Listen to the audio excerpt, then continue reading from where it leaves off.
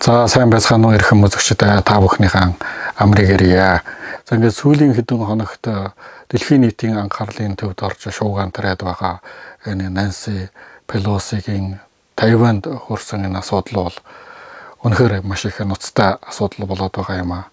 Энэ бол Хятад Америк дипломат харилцаа тогтоосноос нааш болж байгаа хамгийн ноцтой юм үйл явдал. Энэ нь бол одоо Аз номхон далайн тэгвэл дэлхийн одоо энэ улс орнуудын харилцааны түүхэнд бас нэг ноцтой юм үйл явдал болж хүмүүсийн анхаарлын төвд зүй ёсоор орж байгаа юм аа.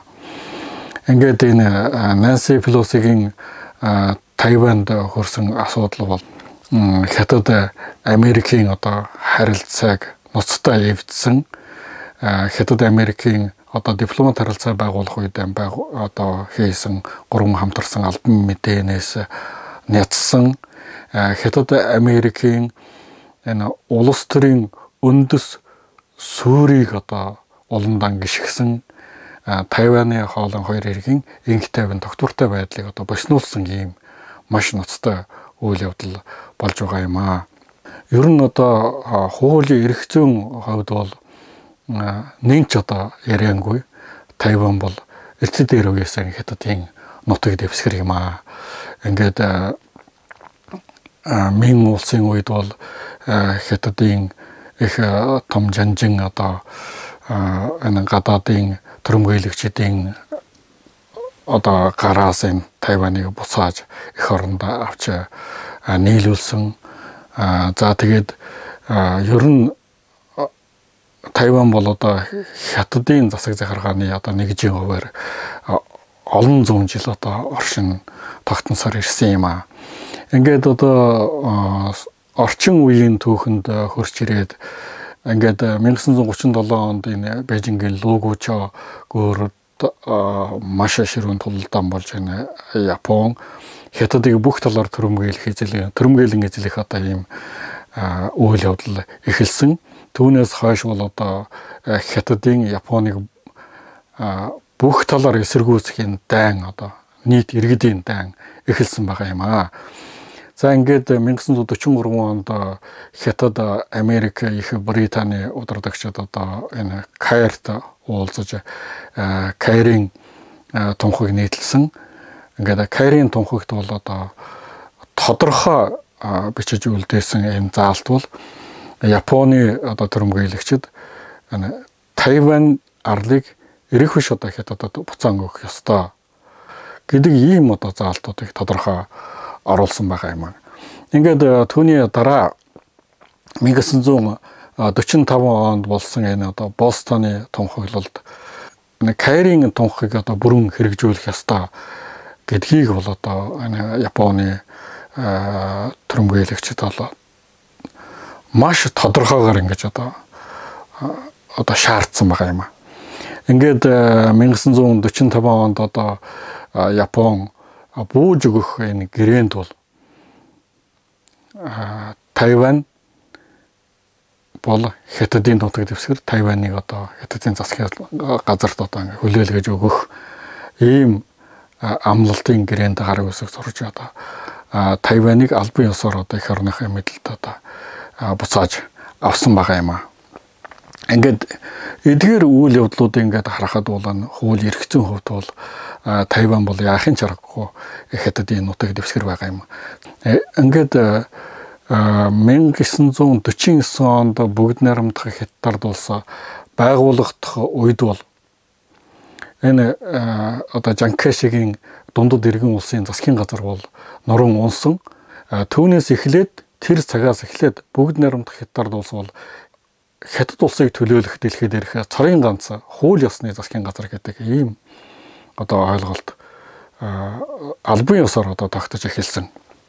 Ингээд одоо юугаар олон нийтийн дэлхийн нийтийн одоо нийтийн ойлголтыг тодорхойлдог юм бэ гэхээр нь одоогийн дэлхийн 2 дугаар дайнаас хойш тогтсон энэ дэг журмын хувьд бол нэгдсэн үндэсний байгууллага гэдэг энэ томоохон байгууллага бол одоо дэлхийн нийтийг төлөөлөх одоо хамгийн их нэр хүндтэй юм байгууллага гэдэгтээ маргах хүн үгүй болов уу гэж бодож байна. Ингээд 1971 онд нэгдсэн үндэсний байгууллагын ерөнхий ассамбль 2758 дугаар тогтоолыг баталж, энэ тогтоолоор бол бүгд найрамдах хятад ард улс бол хятад улсыг төлөөлөх цорын ганц хууль ёсны засгийн газар Тайван бол хятадын нэг хэсэг гэж ингэж одоо тодорхой тогтоосон байдаг.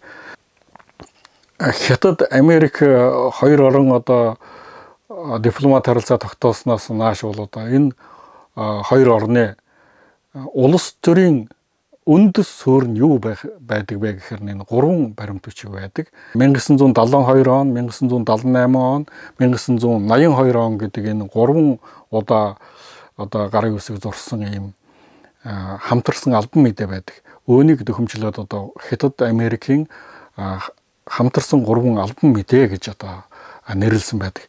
Энэ гурван хамтарсан албан мэдээний гол агуулга нь юу юм бэ гэхээр бас л Тайван бол эртдээр үеэсэн Хятадын нутаг дэвсгэрийн салгаж болохгүй нэг хэсэг юм аа.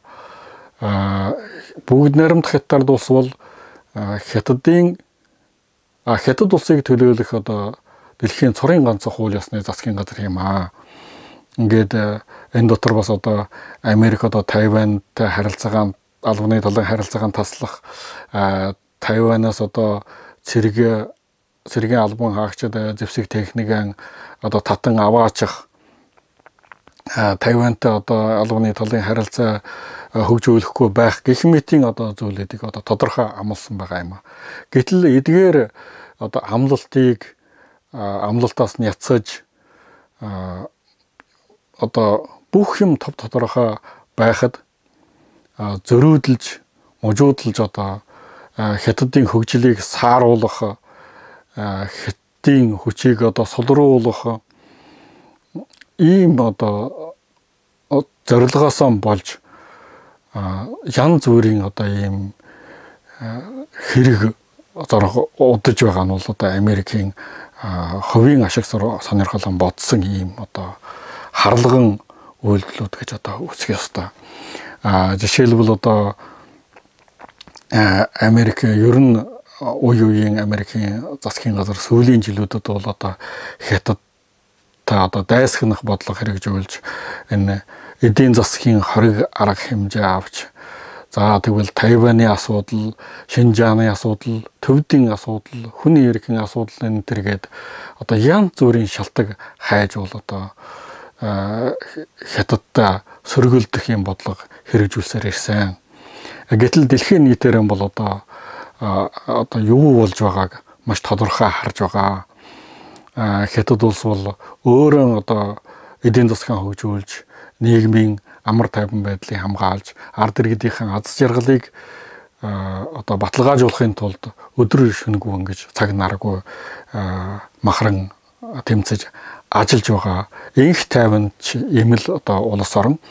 Гэтэл одоо гэрийн хаяанд одоо гаднаас одоо хүмүүс ирж ингэж хэрэг зорог удаж одоо ийм одоо яршиг төвөг тарж байгааг одоо дэлхийн нийтийн одоо үннийг баримтлагч, үнний талд байдаг бүх хүмүүст бол одоо маш тодорхой байгаа юм аа.